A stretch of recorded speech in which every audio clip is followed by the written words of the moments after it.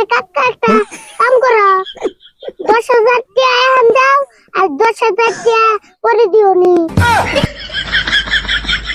কি বুদ্ধি দিতে পারাইছ তুই? তাহলে না এই বাকি হইলো ও তাহলে একই এলো না? না, কি হইলো না? তোর বুদ্ধি লাগবে না চাষের দিকে।